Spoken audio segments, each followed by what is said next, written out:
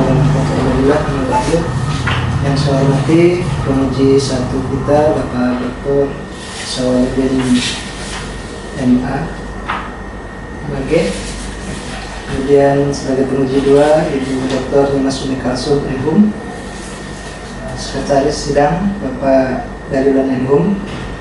Kemudian yang teruji pada hari ini Muhammad Ilmi Lutfi dari staf kajian dan staf kerja. Puji syukur kita panjatkan kepada Allah Subhanahu wa taala. Pada pagi hari ini kita akan mengadakan ujian seminar proposal tesis dari saudara Muhammad Ilmi Lutfi yang berjudul Penyebaran Intelektualisme Kultural Islam di Langgar Kota Palembang tahun 1950 sampai 1980. Salam semoga dilimpahkan atas junjungan Nabi besar kita Muhammad sallallahu alaihi wasallam. Semoga kita mendapatkan syafaat dari yang terakhir.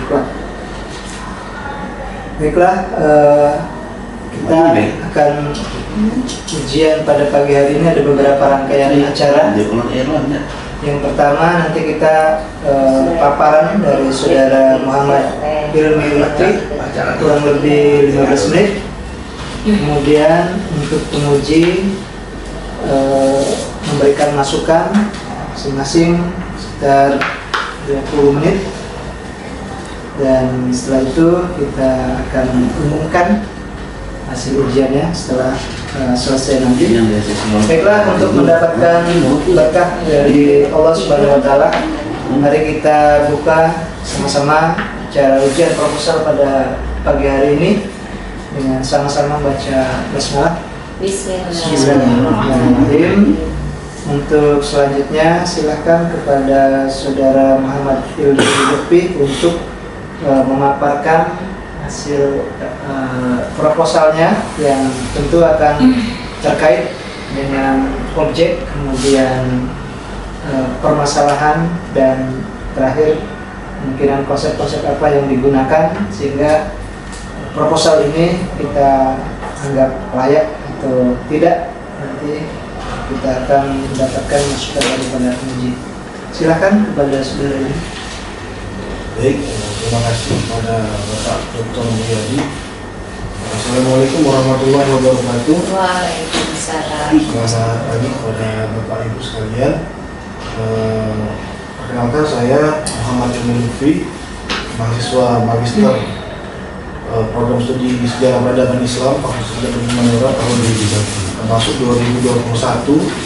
Saat ini sedang semester 4 dan pada hari ini saya disempatkan untuk melakukan proposal tesis di mana judul yang akan saya angkat adalah Penyebaran Intelektualisme Kultural Islam di Langgar Kota Palembang tahun 1950 sampai 1980. Baik, next. Jadi pertama-tama latar belakang saya tertarik dengan tema ini yaitu karena saya melihat bahwa di Palembang terdapat sebuah tempat ibadah yaitu langgar, di mana langgar ini dia memiliki perbedaan dengan masjid dia memiliki fungsi-fungsi tersendiri sehingga saya tertarik melihat apa saja perbedaan antara masjid dengan langgar ini, apa saja keunikan-keunikan di sana, ada budaya apa di sana, bagaimana bentuk budaya di sana. Dan juga ini merupakan katakanlah lanjutan dari penelitian-penelitian saya sebelumnya, di mana seperti skripsi saya sendiri itu memang penelitian tentang pendidikan Islam non formal di Palembang dimulai tahun 90-an. Jadi saya ingin mengangkat dengan tema yang lebih lama, itu 1950 sampai 1980. Mengapa saya memulai 1950? Karena menurut saya dengan survei-survei yang telah saya lakukan, 1950 itu masa yang cukup pas ya, karena bila diukur dari 1945 kondisi Palembang belum kondusif dari segi politik dan sosialnya.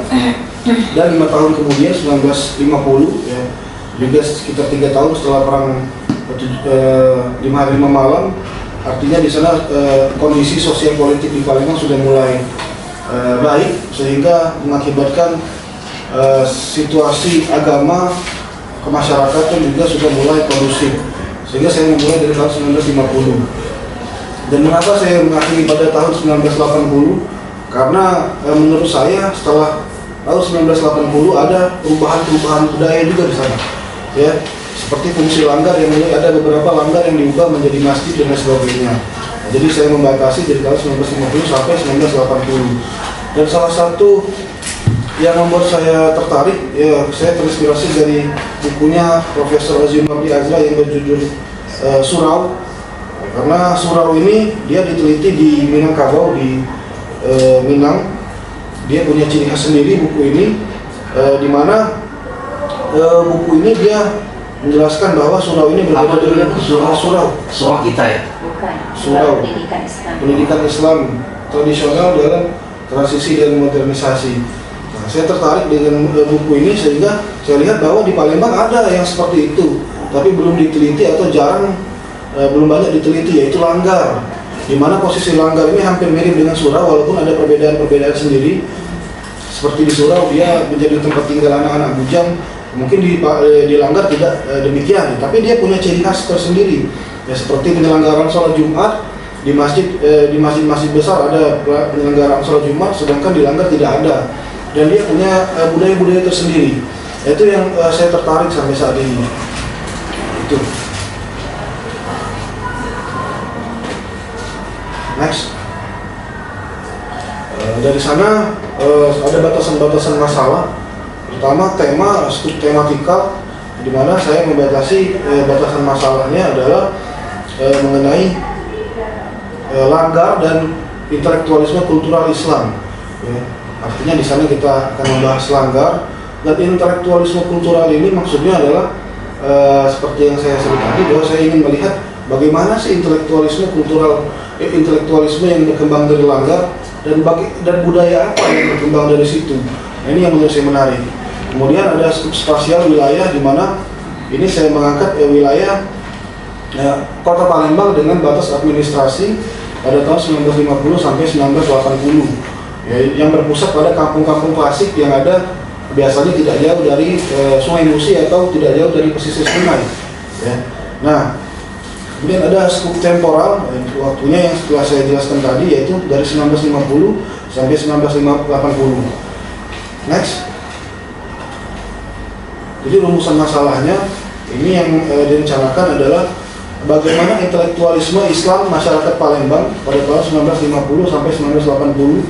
Jadi kita melihat bagaimana intelektualisme masyarakat Islam, ya, sehingga dia nanti kemudian pada rumusan masalah kedua kita akan melihat dari intelektualisme itu muncul budaya apa di sana. Jadi pada rumusan masalah kedua bagaimana tradisi Islam Palembang yang berkembang dari langgar. Dan tujuan penelitian ini adalah untuk mengetahui intelektualisme Islam Palembang yang terjadi di langgar, dan juga untuk mengetahui kultural Islam Palembang yang berkembang dari langgar. Next. Manfaat penelitian, seperti biasanya manfaat praktis, ini dapat digunakan untuk penelitian-penelitian selanjutnya. Manfaat akademis dapat digunakan referensi untuk penelitian-penelitian ilmiah lainnya. Next. Kerangka teori, ya. Jadi dalam penelitian ini setelah saya melakukan survei dan sebagainya, saya yakin menggunakan dua teori. Yang pertama teori religiusitas, dan teori kedua itu teori interaksionisme simbolik. Yang mana kedua teori ini menurut saya cukup menarik, ya. Next. Apa menarik? Nah ini. Itu. Ya. Jadi pertama religiusitas, kita langsung ke sini dulu. Ini religiusitas ini yang menurut saya menarik. Pertama, religiusitas ini yang dikemukakan oleh Glock dan Stark pada tahun 1965. Sebenarnya teori ini banyak digunakan pada penelitian-penelitian psikologi, ya, penelitian psikologi massa, yang kemudian saya ingin coba gunakan pada penelitian historis. Ya. Di sini ada dimensi keyakinan atau belief. Ya, dimensi keyakinan artinya kita melihat bagaimana masyarakat itu memiliki keyakinan sehingga dia merawat sebuah budaya di sana. Nah, kemudian ada dimensi praktek, ya, di mana masyarakat itu melakukan praktek Dan kemudian poin kedua atau praktek ini dia memiliki kaitan dengan dimensi pengamalan atau efek. Ini kan religiositas, Iya Pak. bukan sistem sosialnya. Ini kan religiositas. Iya, religiositas Pak. Religiositas itu pengamalan agama yang ada teliti tradisi intelektual. Mana kaitannya? Ya, jadi seperti ini Pak. Jadi Mana coba? religiositas ini kan dia mengamati psikologi massa. Jadi kita melihat bagaimana masyarakat itu bergerak membuat budaya dengan adanya keimanan atau religiositas. Dan pandangan religiositas ini tidak bisa kita ukur dalam perspektif Islam, tapi kita berbicara religiositas dengan perspektif Kalau ilmiah. Anda meneliti misalnya perilaku keagamaan, Iya. nah, itu mungkin bisa nanti pakai konteks ini. Karena yang diteliti adalah rasa atau nilai, pengalaman keagamaan. ya, pengalaman orang dalam melaksanakan agama. Mungkin teori psikologi sosial kayak ini bisa. Ini kan psikologi sosial, Iya. bukan teori intelektual, pluralisme. Tapi tidak apa itu juga. Iya. Gimana masuk ke dalam Iya, bahasa koneksinya jauh banget. Tapi bagus, banyak. Monggo. Terus juga ada dimensi pengalaman, di mana dimensi pengalaman ini akan berhubungan dengan knowledge atau pengetahuan agama. Jadi dampak dari dia misalnya kajian keagamaan dengan kiai tertentu, kemudian dia ada semacam pengetahuan agama, kemudian dia melahirkan sebuah keyakinan dan dia merawat sebuah praktek kultural atau budaya. Nah, itu yang menurut saya sangat menarik di sini. Begitu Pak. Ini yang religiositas. Dan ada tokoh-tokoh pendukung religiositas. Ya. Ini secara umum saja. Ada Perjeman, ada Fezer, ada Kuning dan Hernandez. Yang mana secara garis besar bahwa religiositas ini dia mengukur sebuah keimanan, ya, keimanan atau katakanlah sebuah kepercayaan masyarakat terhadap agama tertentu. Dalam kali ini kita meneliti titik fokusnya adalah Islam. Jadi bagaimana mereka meyakini Allah sebagai Tuhan dengan ajaran-ajaran agama dan dampak praktek agama apa yang mereka lakukan, seperti itu. Dan teori kedua adalah interaksionisme simbolik.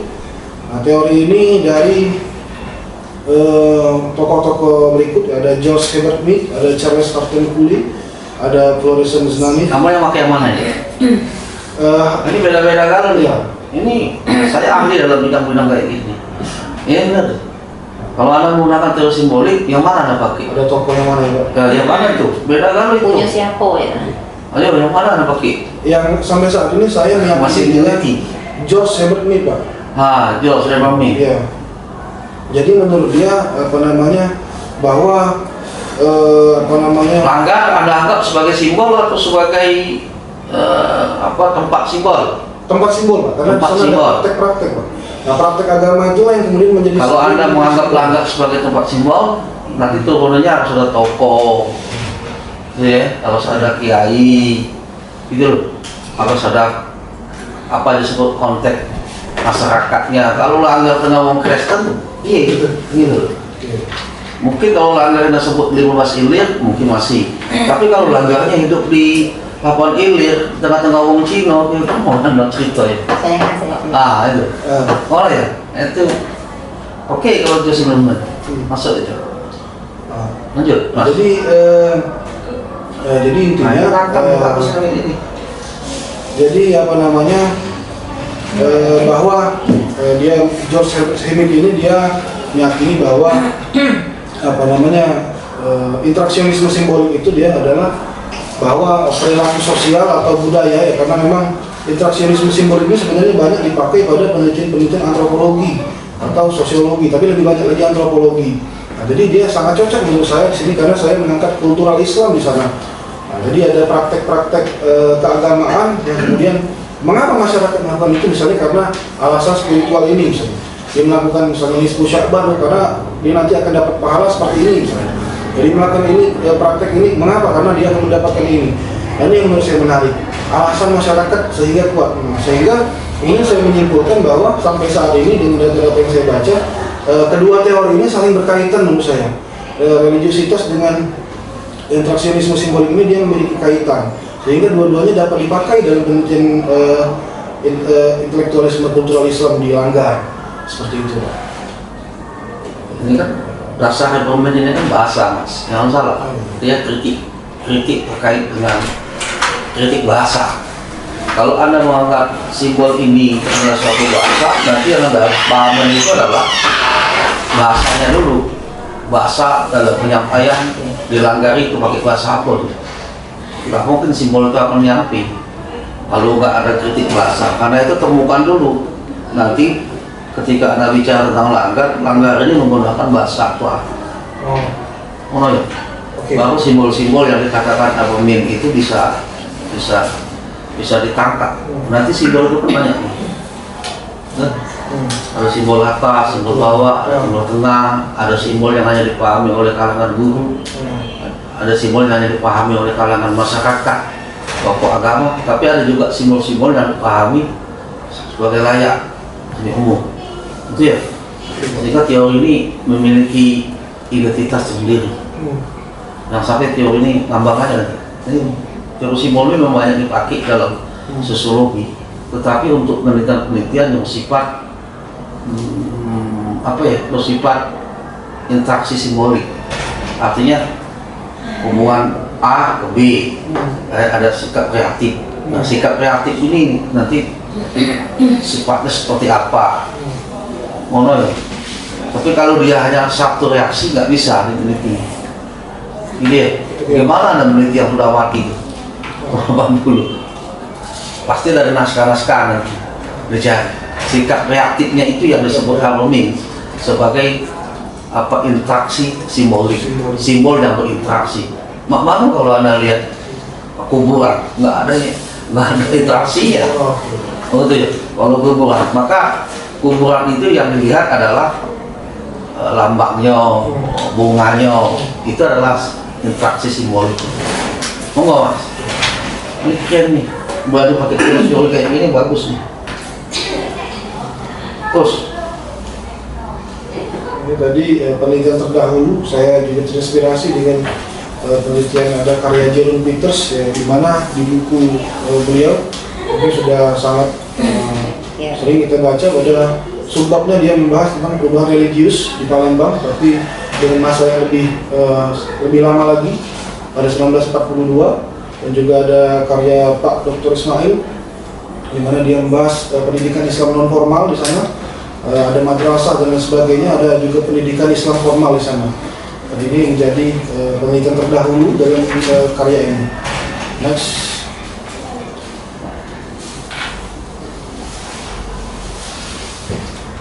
Metode sampai saat ini metodenya yang akan saya gunakan adalah metode penelitian historis. Seperti biasa, penelitian historis dengan langkah-langkah. Pertama heuristik atau pengumpulan sumber, di mana pengumpulan sumber ini saya memiliki banyak cabang-cabang. Pertama ada sumber heuristik, ada wawancara. Ya, saya harap pada penelitian ini banyak menggunakan narasumber lisan. Ya, jadi mereka yang lahir pada 1930 sampai 1970-an, menurut saya dia bisa menjadi narasumber primer. Sampai saat ini saya sudah katakanlah penelitian sudah konsultasi dengan para orang tua yang mereka tinggal di kampung-kampung klasik ini, bagaimana pandangan mereka, dan saya melihat sudah cukup banyak dan bahkan ada lebih banyak lagi para narasumber lisan yang dapat nanti saya wawancarai. Jadi di sini akan banyak melakukan wawancara, dan juga yang jelas ada narasumber sekunder, ya banyak, itu lebih banyak lagi, dan yang terakhir ada yang namanya sumber-sumber dari tersier, yaitu para buku-buku naskah dan sebagainya. Nah, langkah kedua adalah kritik sumber. Dua penting tadi ya? Iya, kritik sumber ada kritik intern, ada kritik ekstern, dan kemudian yang terakhir ada interpretasi. Seperti biasa, kritik intern ini kita meneliti bagaimana dari dalam misalkan isi atau konteks, misalnya berupa buku, bagaimana kebenaran atau validitas dari isi buku, atau misalnya kalau dari narasumber lisan, bagaimana kualitas isi dari penjelasan yang disampaikan oleh narasumber, apakah sesuai dengan sumber-sumber yang lain kita cocokkan. Dan kalau kritik ekstern kita melihat bagaimana kualitas buku, apakah buku tersebut asli atau naskah itu asli, atau misalnya narasumber lisan, bagaimana kualitas pendidikan narasumber kita, apakah mereka katakanlah pernah menempuh pendidikan sampai jenjang mana, itu dapat menjadi bagaimana kualitas hasil dari pendidikan kita. Dan interpretasi, yaitu pandangan saya sebagai penulis sejarah di sini. Ada tahap heuristik ini saya mengumpulkan data dari jurnal, buku, dan juga tadi ada pada teori religiusitas ini saya membawa sampel buku religiusitas. Ada 2 buku yang saya bawa sampel, dan interaksionisme simbolik saya bawa sampel 1 buku. Yang kemudian ini ada beberapa tempat yang saya rencanakan, termasuk yang paling menarik itu ada di Dinas Kearsipan Kota. Di sana saya sudah ketemu jumlah langgar pada sensus penduduk tahun 1952. Jumlah langgar di sana disebutkan tidak terhingga, sangat banyak sekali, dan jumlah masjid kurang dari 20, dan ini akan saya terus kaji lagi dari data yang ada pada Dinas Kearsipan Kota. Narasumber lisan yang telah saya sebutkan tadi, mereka yang saya kira mereka lahir sebelum tahun 1980, ya. Kalau misalnya 1980 artinya, kalau dia kelahiran 1970 artinya pada 1980 usia dia sudah anak-anak. Kalau dia kelahiran 1960, usia tahun 80 itu dia sudah remaja, sudah bisa dijadikan narasumber. Dan narasumber tertua yang sudah saya temukan itu kelahiran 1934. Dia besar dan tinggal di 19 Ilir, merupakan cucu dari Kiai Haji Ali Imam Masjid Agung. Ada juga keponakan dari Kiai Nang Thohib, ada juga para kiai, anak keturunan keluarga kiai yang ada di sekitar 19 Ilir dan 16 Ilir sampai saat ini sudah saya temukan. Next, rangka pembahasan ada bab 1 yaitu berisi pendahuluan, latar belakang masalah, analisis masalah, rumusan masalah, tujuan penelitian, penggunaan penelitian, asumsi, hipotesis, dan metode penelitian. Pada bab 2 nanti akan berisi berupa teori, semua teori di sini masuk, dan hasil penelitian yang relevan dengan masalah yang rinci. Kemudian bab 3 dan bab 4 di sini akan terjadi berisi bahasan analisis temuan pada teori yang digunakan sebelumnya, dan pada bab 5 nanti berupa kesimpulan dan implikasi, merupakan bagian dari hasil penafsiran dan pemaknaan peneliti. Mungkin itu hasil paparan saya mengenai proposal tesis. Terima kasih. Saya kembalikan kepada Pak Yadi. Baik, ya. Terima kasih Saudara Muhammad Ilmi Lutfi sudah memaparkan proposalnya. Untuk berikutnya kita akan menggali lagi dan masukan-masukan dari penguji. Kami persilakan kepada penguji 1, Bapak Dr. Sawarudin. Baik, ini bagus nih. Anda apa Monas nih? Lembang? Palembang, Raden, Pak. Raden. Kalau Raden peneliti langgar memang bagus. Istilah langgar itu dari mana? Oh iya, langgar ini dari mana itu? Jadi menurut sumber yang saya dapat itu dari kata Pak Alwi Syahab dari Jakarta, sejarawan Jakarta, kata beliau, langgar ini dari istilah langgara. Jadi langgar ini artinya dulu semacam hinaan lah, orang-orang yang melanggar adat itu kumpul di sini, langgar. Itu salah satu narasumber yang saya dapat. Jadi langgar itu tempat orang-orang yang melanggar adat, mereka melakukan melanggar adat berkumpul di sana, sehingga tapi kemudian secara evolusi waktu langgar itu kemudian disebut oleh umat Islam sendiri, gitu Pak. Di Palembang kata langgar ini di daerah mana saja yang dipakai? Itu hampir semua di daerah-daerah perkampungan klasik Pak. Jadi di 19 Ilir, di 19 Ilir, Pak Lulu ya. Jadi semua pesisir Ulu, Ilir. Nah yang ini di daerah mana sebenarnya? Sebagian besar daerah Pak. Jadi daerah mana? Di kota Palembang. Iya. Di kota Palembang itu daerah mana? 18, 19, 17. Di sana ada apa namanya? 19. Sampai saat ini data yang saya kumpulkan baru 2. 19 Ilir. 19 sampai 16. Yang 19 langgar yang sebelah kanan itu, depan PP Unyil itu. di 19 Ilir itu banyak langgar sebenarnya, Ya, termasuk banyak, langgar memang. yang sudah hilang.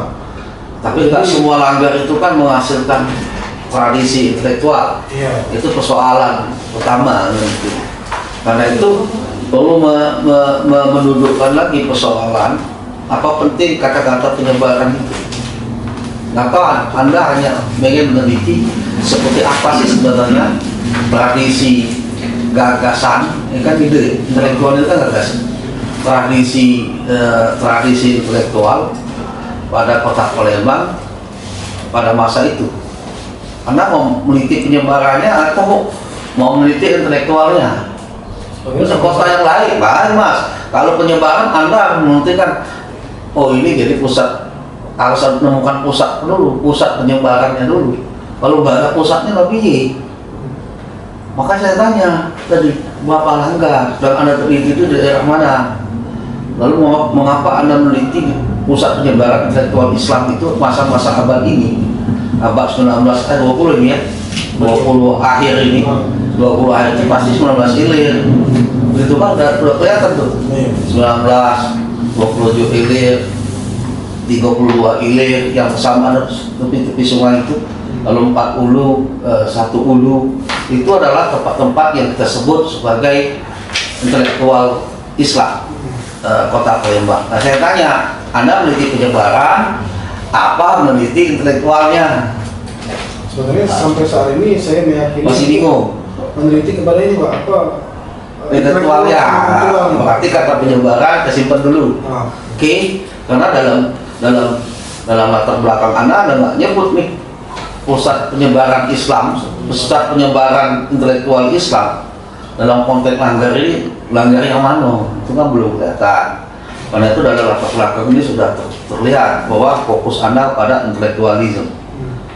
Kenapa menggunakan kata kultural? Memang intelektualisme dalam sejarah intelektual yang Anda pelajari, macam apa itu? Satu. Ada nggak pembagian intelektualisme? Kultural, tidak kultural? Nggak ada ya? Nggak hanci kalau tidur ini. Ada. Ada apa? Ada apa nggak? Ada. Di mana kalau nggak ada? Nggak ada kan? Paling sejarah intelektual. Mana ya? Jaringan intelektual, tokoh-tokoh intelektual, tokoh Nusantara, intelektual Nusantara, tokoh intelektual Islam dan bukan Islam. Mana ya? Itu tuh nggak ada yang kemudian disebut intelektual kultural. Nanti soalnya nanti aspek intelektualisme dalam Islam itu nanti sesuai dengan tema-tema kecilnya. Ada intelektualisme politik, ada sosial, sesuai dengan tokoh. Nah saya lihat kalau Anda berkekeh dengan kultural, kira-kira tokoh yang Anda bahas dalam langgar ini kelihatan nggak bentuk intelektualisme? Kelihatan Pak. Apa itu? Ada beberapa kan semua langgar itu kan dia memiliki tokoh di sana, para kiai. Ya. Nah, para kiai ini dia pasti dia mengajarkan ilmu seperti ilmu fikih dan sebagainya. Berarti kan nggak kelihatan presisinya. Maksud saya tadi, apakah dia tokoh politik lalu terjun? Oh no ya, nggak kelihatan toh. Iya. Nggak kelihatan. Kecuali langgar sekarang, langgar Muhammad Taufik misalnya. Wah itu kan partai Gerindra, gitu. Atau Muhammad Saudin, gitu ya. Lapis dalam satu ulama kelihatan tuh warnanya. Kalau sekarang, kalau ini enggak. Karena itu perlu pentahapan nanti. Langgar harus dilihat dari metamorfosis, ya, bahwa langgar ini mengalami lihat intelektualisme, maka lihat dulu langgarnya. Ini langgar ada perubahan enggak? Maka dilihat dari sisi itu sampai pada simbolis nanti, baru sampai pada simbolis. Karena teori simbolis, interaksi simbolis adalah teori yang mengakar pada tokoh dan tempat. Mana ya? Nggak mungkin kemudian tokoh dan tempat itu bisa menceritakan simbolisme yang terjadi seperti apa. Karena itu ditangkap dulu bahwa ada proses perubahan pada langgar.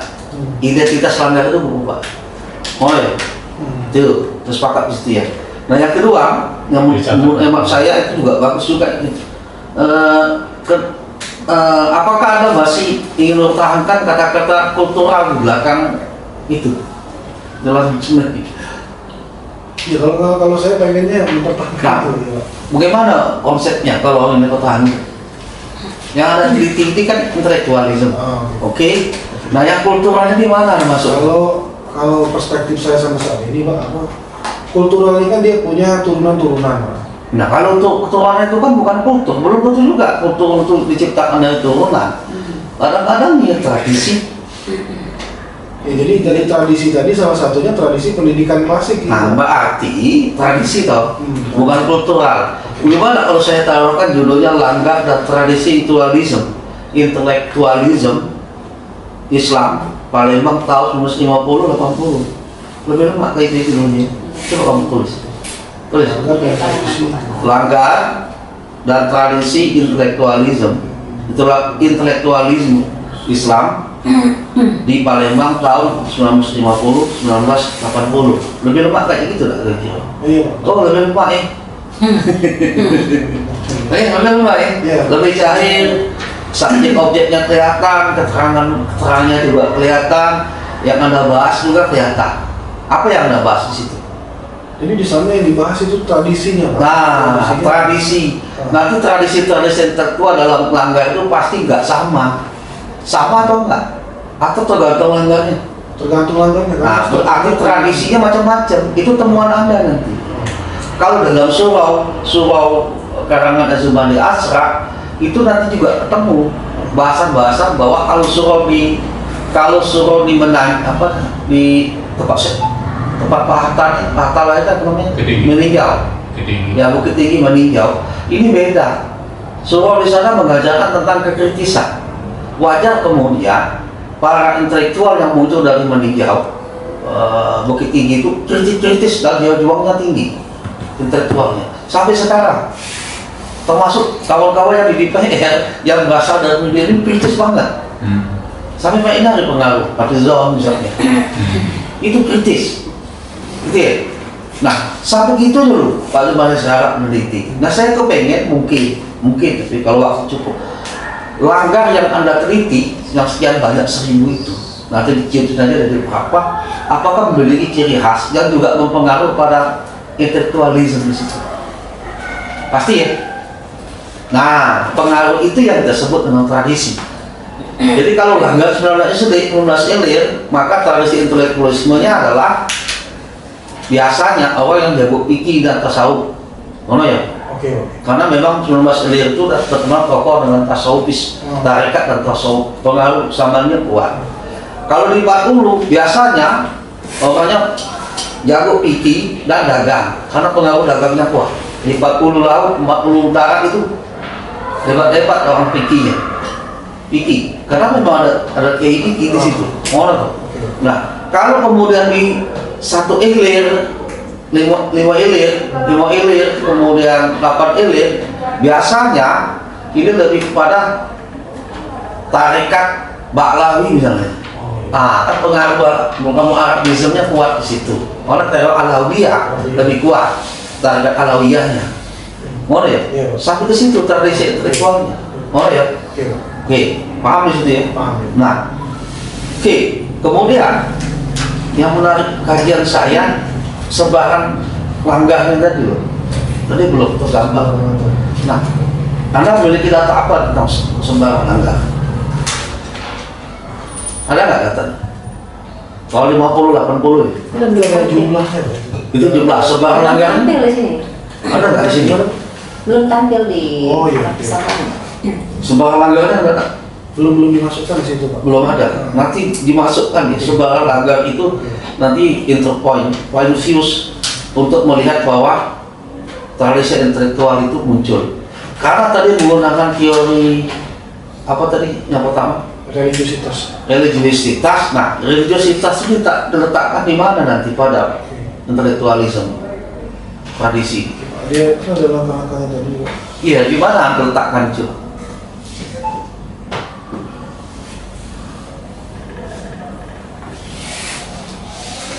Anda harus melihat tradisi intelektualisme Islam pada masa 80-50 dengan teori religiositas tadi dari objek. Dari mana Anda melihatnya? Jadi saya akan membedah ini, Pak, dengan pisau bedah 5 poin ini, Pak. Iya. Jadi Di mana letaknya dari intelektualisme? Jadi kita Yang ada kritikan tradisi intelektual. Bagaimana agama-agama Islam itu diwariskan kepada generasi selanjutnya melalui langgar tadi. Jadi langgarnya kan sebagai pusat penyebarannya. Tokoh Kawadi Chandra di mukanya. Nah, ketika Anda menggunakan teori ini gimana ya? Letakkannya coba. Dimensinya itu loh. Ya. Kalau memang Di sini ada dimensi pengetahuan, Pak. Jadi kita melihat bagaimana pengetahuan itu, Pak. Jadi bagaimana pengetahuan itu diapakan? ya pengetahuan ini kan nanti kaitannya akan ke intelektualisme tadi, Pak, gitu. Dari pengetahuan ini kan ke intelektualisme. Iya, kalau pengetahuan pasti ke intelektualisme kan namanya pengetahuan. Nah, yang tanya saya tanya, bagaimana kemudian Anda menggambarkan proses proses transfernya keilmuan itu dari tokoh atau kiai kepada halayak yang dilanggar itu. Mana Anda melihatnya, menggambarkannya? Berarti prosesnya sangat panjang berarti. Nggak lah, iya lah, kan teorinya panjang nih. Ini kan teori antropolog. Teori antropolog kan teori yang bertele-tele dalam berbagai proses. 1, 2, 3, produknya apa? Kan ada produk nih. Nanti kalau tanya pakai teori produknya apa? Nah gitu loh. Karena ada psikologi sosial. Ya dokter kita terkenal teori yang Prancis yang bertele-tele. Gitu loh. Kecuali kalau Anda menggunakan teori simbolik, interaksi simbolik, maka titik tekannya pada 3 kalau simbolik. Pertama pada bagaimana kemudian tokoh-tokoh yang menjadi tokoh sentral di langgar itu berinteraksi pada masyarakatnya.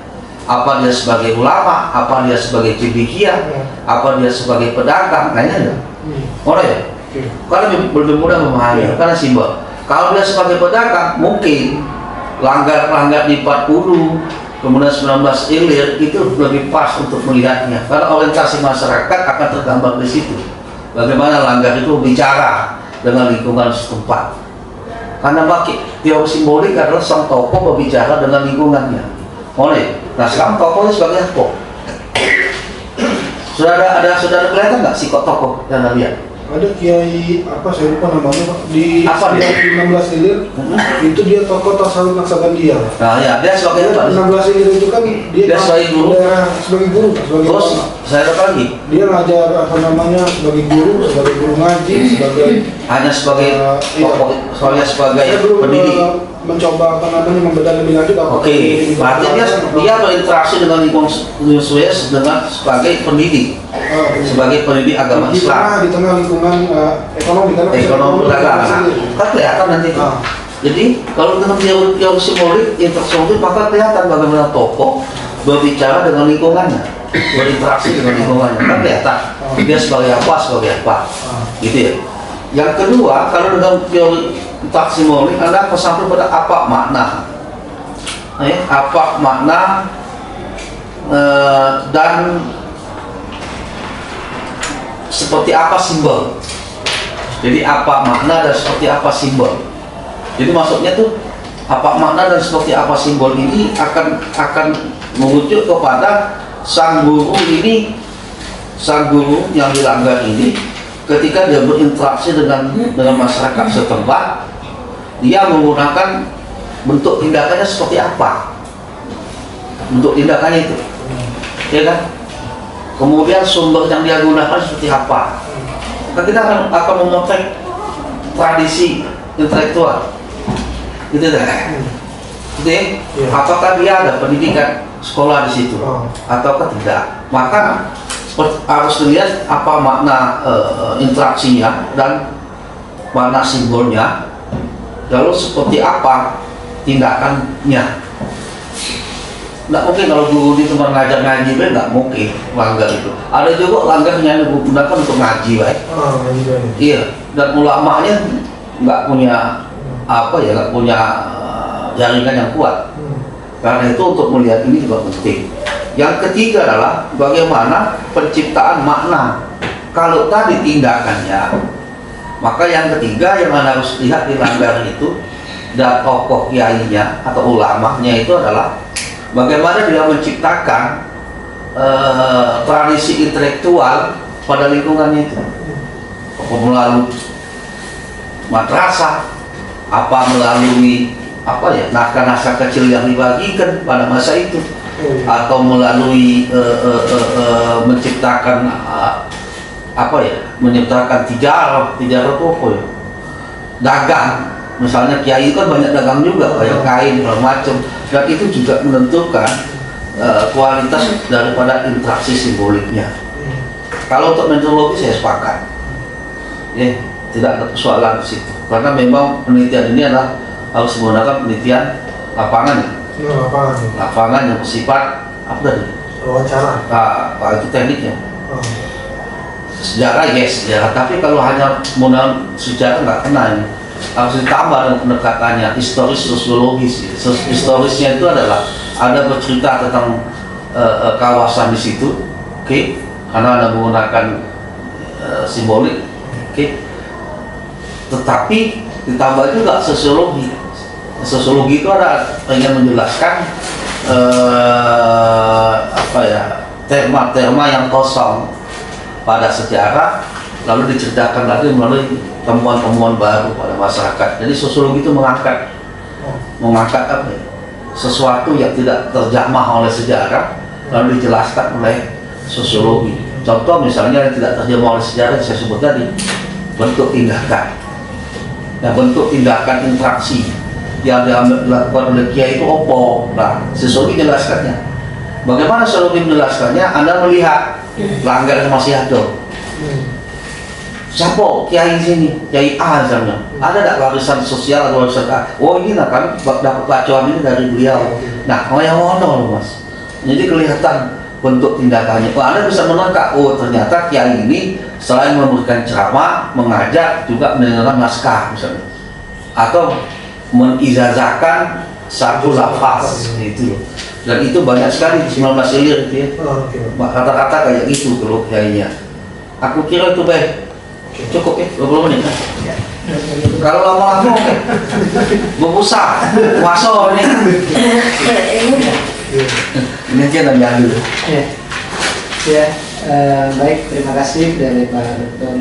Muhammad Salahuddin yang sudah memberikan masukan. Kemudian kita akan lanjutkan kepada penguji kedua, Ibu Dr. Dimas Ibnu Ansum, Waktunya kami persilakan. Terima kasih pada tim penguji, ketua ujian proposal atas nama Muhammad Ilmi Lutfi, benar ya?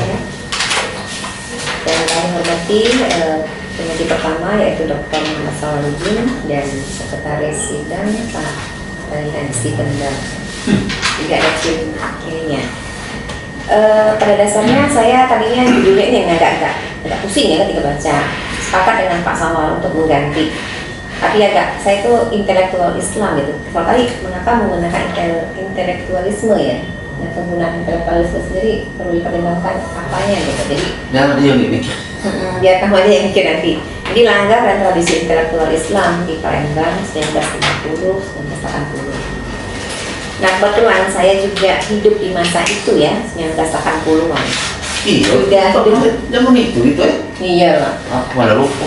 Saya hidup di dekat Langgar. Nah, jadi saya tahu bagaimana kehidupan Langgar di sekitar saya. Nah, jadi yang kamu ingin ambil adalah tradisinya. Ya, begitu, benar. Oke. Jadi kebiasaan dari Langgar itu kan dia misalnya gini, kamu kenal dengan cawisan. Ya. Jadi gini, Cak. Jadi dia di Langgar itu ada pengkajian fikih, benar, pengkajian fikih. Malam apa sepakatin gitu oleh masyarakatnya, kemudian baca fikih oleh ustaz, oleh guru, kemudian dibahas dan bagaimana fikih itu dibahas secara muamalah sih, bukan sebagai kitab fikih yang bulat, tapi dia bagaimana muamalah fikih itu dipakai. Nah itu. Karena saya ya duduknya di cawisan itu, ya. Kadang-kadang cawisan itu bosan di Langgar, pindah ke rumah-rumah yang tersedia. Benar kan itu ya? Terus gini ya, terus ada lagi hal kebiasaan rutin di Langgar itu adalah di mana masyarakatnya ketika Lebaran, umpah-umpahan, jamaah langgar itu. Nah, kayak yang anehnya gini ya, langgar itu nggak dipakai sholat Jumat, tapi dipakai untuk sholat Lebaran. Iya, sholat Id. Ini kan, jadi dia nggak dipakai untuk sholat Jumat, tapi dipakai sholat Id. Nah, kalaupun dia kecil, dia menggunakan rumah-rumah masyarakat di sekitarnya untuk ditaruh jamaah sholat yang dibuka rumahnya. Benar nggak gitu? Iya betul. Memang yang pengen saya angkat kedua poin itu. Itu, kan itu saya. Semuanya itu. Jadi dia lebih kepada tradisional masyarakat Islam Palembang di langgar-langgar itu sendiri, di langgar itu. Nah itu uniknya sih sebenarnya di situ ya. Jadi kenapa kok Jumat enggak gitu ya? Namun ketika Idul Fitri dia bahkan setelah sholat Id, jamaah yang bapak-bapaknya itu kunjungan dari rumah yang paling dekat dari langgar, kemudian sebelahnya sampai di dalam apa yang terjadi. Mau dengan dusun. Jadi dengan kondisi jalan langgar juga disebut. langgar juga bisa mengeluarkan Sumsel kan? Terus ini sama di tidak sholat Jumat juga. Iya. Tapi ini penuh gitu. Iya penuh. Jadi Sampai keluar jalan. makan kan disediain oleh tuan rumahnya, jadi kenyang lah sampai lebaran pertama itu full untuk silaturahmi kampung itu kan. Makanya kekeluargaan di kampung Palembang itu sangat kuat. Yang mana lagi ditambah mereka adalah memang sekeluarga ya. Kadang bebibi, bebici, bemamang, nah jadi tinggal sekitar tuh biasa. Kemudian pada dasarnya saya setuju untuk penelitian ini menarik ya dengan penelitian yang akan dilakukan. Namun secara sistematis penulisan kamu itu yang masih amburadul. Saya memantau ini karena ketika menulis ini kan tataran tesis ya. Jadi nggak perlu kita melihat tataran bahasanya. Ketika bahasa itu untuk tujuan penelitian adalah untuk mengetahui. Kalau untuk mengetahui ini levelnya level skripsi. Iya. Jadi nggak lagi pakai itu mengetahui. Kita adalah levelnya analisis. Jadi itu berubah ya. Nah dia levelnya sudah 6 ya Pak Isawal ya. Kalau tesis ya 6 ya, level 6, disertasi 8, kalau skripsi 4. Jadi lebih agak-agak tajam daripada skripsi. Ya kalau skripsi hanya mendeskripsikan, mengetahui ya diketahui ya, udah tahu kamu temuan lapangan kamu tak paparkan udah selesai. Tapi kamu perlu melihatnya dengan kacamata teori-teori yang kamu paparkan tadi kan. Nah selain itu juga dengan kajian sosiologisnya bagaimana itu yang dilihat. Jadi tidak hanya mengetahui tapi juga menganalisis, kamu menganalisis bagaimana tablisi intelektual Islam di Palembang gitu ya, itu ilmi. Ini perlu perbaikan total ya dalam bab ini, calon bab 1 kan kemudian proposalnya karena masih banyak kekeliruan dalam menyusun tulisannya seperti itu. Bahasanya.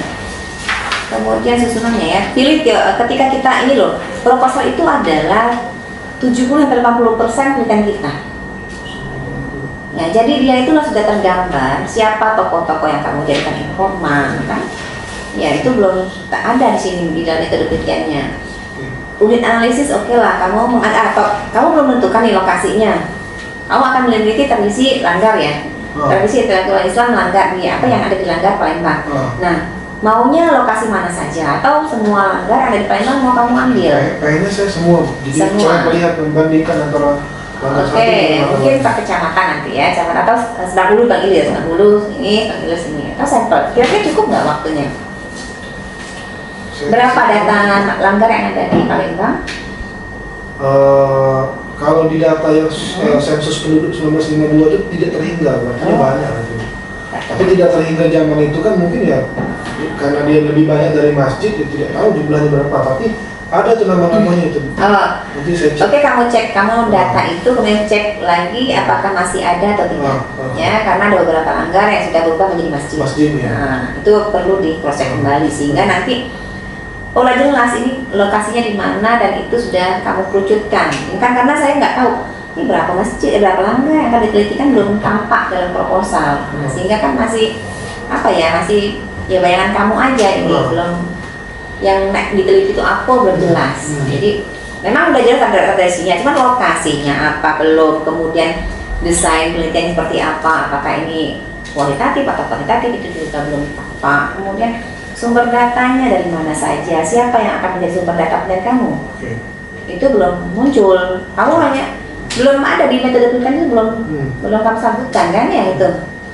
Nah, metode penelitian, metode pengumpulan datanya belum ada. Kamu bilang tadi observasi, itu kan hanya uang kamu observasi, tapi kan di sini nggak ada. Ya, jadi dituliskan, tapi bukan dibicarakan. Ya, bicaranya ya Mbak, ya oke, kita sepakat dengan apa yang kamu utarakan tadi, tapi itu dituliskan juga dalam proposal. Jadi observasi, wawancara mau seperti apa. Nah, unit analisis datanya seperti apa? Analisis datanya menggunakan apa itu? Simbolik ya, teorinya siapa atau pendekatannya siapa? Nah, itu perlu dijelaskan dalam analisis datanya di metode kamu. Jadi saya pikir karena metodenya ini perlu ya, karena kita untuk melangkah ya, metode itu kan cara kita menuliskan ini seperti A, seperti B, seperti C. Itulah tadi. Dari gambar itu saya sudah dia ambil Jakarta, karena dia sampling ini. Iya, saya kan banyak langgar. Karena dia Jakarta dia bukan Palembang. Sampai ke Palembang. Fotonya mas sudah ya. Kepala Palembang. Palembangnya ada ya. Nah itu ya ilmi ya, perlu dicermati. Karena di metodenya itu masih kosong, saya anggap itu nggak jelas. Karena kok tiba-tiba dalam sistematis juga. Coba sistematis penelitian itu apa gambaran kamu? Sistematis penelitian. Langkah-langkah ya. Langkah-langkah. Dari heuristik sampai Nggak salah, itu heuristik itu kan metode penelitian. Iya. Makanya saya bilang. Lain cucuk lain mana ya. Jadi apa yang harus ditaruhkan itu taruhnya di mana. Sistematika penulisan itu adalah apa ya, outline